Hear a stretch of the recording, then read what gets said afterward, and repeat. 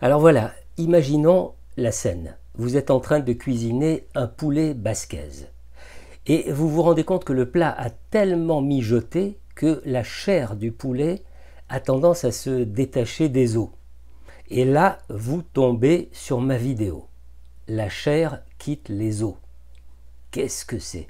Une séquence sur la cuisine? Eh bien non, c'est une séquence pour souligner l'intimité que la psychanalyse a entretenue et continue d'entretenir avec les arts en général, avec les sciences humaines et même avec la franc-maçonnerie.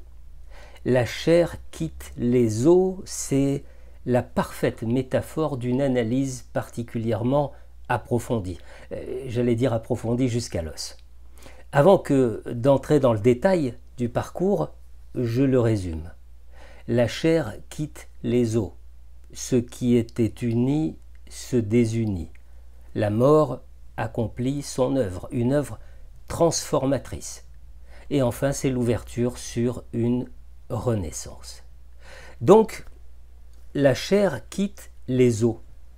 C'est l'illustration d'une rupture, d'une séparation qui, métaphoriquement toujours, fait vaciller l'individu sur ses bases, qui le déséquilibre, lui fait perdre ses repères. C'est le premier pas vers le chaos, un chaos destiné à produire une métamorphose, un nouvel ordre, d'où cette autre expression que j'ai déjà utilisée pour évoquer les soubresauts de nos sociétés, ordo ab chaos, c'est-à-dire du chaos surgit un nouvel ordre. Alors j'évoque une séparation, mais de quoi l'impétrant, allez disons l'analysant, de quoi doit-il se séparer? Eh bien des ténèbres de l'infantile, du monde des illusions dans lequel il évolue et qui l'empêche de s'élever. Oui, d'accord, mais s'élever vers quoi? Eh bien de nombreuses philosophies évoquent une accession à la lumière, et chacun met derrière ce mot ce qui correspond habituellement à ses croyances. Or, ici, nulle question de croyance.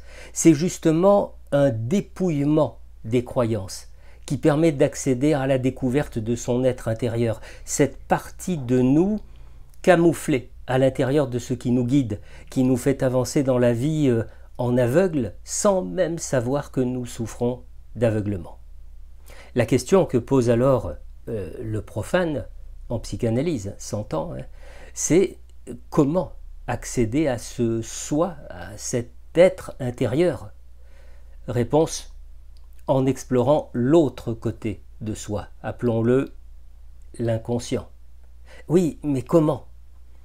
À chacun d'inventer la voie permettant d'y accéder, ou plutôt à chacun de se lâcher des deux mains pour permettre à l'inconscient de se manifester.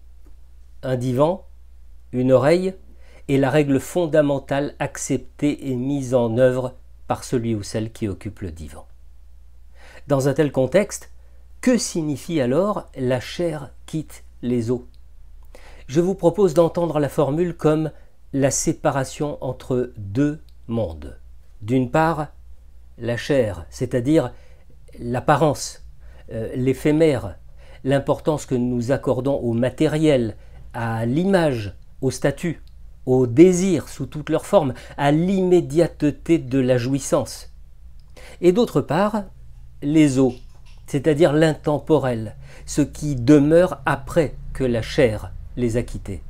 C'est l'image de la charpente cachée par l'habillage de la chair. C'est le monde invisible en opposition au monde visible. Accepter de se défaire de cette enveloppe de protection qu'est la chair et qui nous fait vivre dans le paraître, c'est laisser émerger ce qui fait notre singularité, ce qui fait notre relief. C'est libérer l'esprit de son carcan de normes, de contraintes, de transmissions inutiles, de loyauté délétère.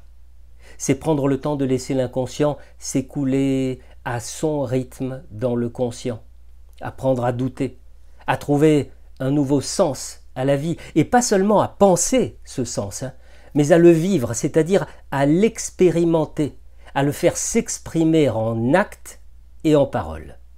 Une mort symbolique. Une mort symbolique suivie d'une naissance.